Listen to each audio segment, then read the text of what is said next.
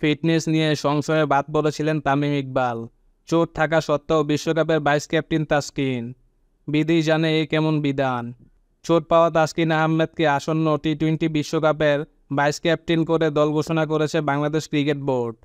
অথচ 2023 সালের বিশ্বকাপে তামিম ইকবালকে বাদ পড়তে হয়েছিল ফিটনেস নিয়ে সংশয় ছিল তাই। ঠিক একই রকম পরিস্থিতিতে 2023 সালের ওয়ানডে বিশ্বকাপের দল থেকে বাদ পড়তে হয়েছিল তামিমকে। 2023 ওয়ানডে বিশ্বকাপের আগে তামিম ইকবালের ফিটনেস নিয়ে সংশয় দেখা দিয়েছিল। যদিও ফিজিওর রিপোর্ট অনুযায়ী টুর্নামেন্টের শুরুর আগেই তিনি ম্যাচের জন্য ফিট হয়ে উঠতেন। ফিজিওর রিপোর্ট জাতীয় নির্বাচকদের হাতে পৌঁছে দেওয়া হয়েছিল। তামিমের ফর্ম নিয়েও কোনো সংশয় ছিল না। তা সত্ত্বেও বাংলাদেশের বিশ্বকাপ স্কোয়াড থেকে বাদ পড়তে হয়েছিল তামিম ইকবালকে। তবে 2024 টি-20 বিশ্বকাপের দল ঘোষণা করতে গিয়ে উল্টো পথে হাঁটলেন বাংলাদেশের নির্বাচকরা। চোট থাকা সত্ত্বেও তারকা পেসার তাসকিন আহমেদকে বিশ্বকাপের স্কোয়াডে জায়গা করে দেয় বাংলাদেশ। শুধু তাই নয়, তাসকিনকে বিশ্বকাপের ভাইস ক্যাপ্টেনও নির্বাচন করা হয়।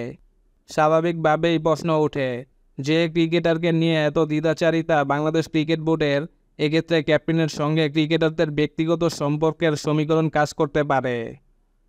2023 বিশ্বকাপে বাংলাদেশকে নেতৃত্ব দেন সাকিব আল হাসান। তামিম ও সাকিবের মধ্যে ছিল ব্যক্তিগত ঝামেলা। সম্ভবত তিনিই চাননি তামিমকে দলে নিতে, অথবা ওপেনার হিসেবে তার অন্য কাউকে পছন্দ ছিল। তাই হয়তো বাদ পড়তে হয়েছিল তামিম ইকবালকে।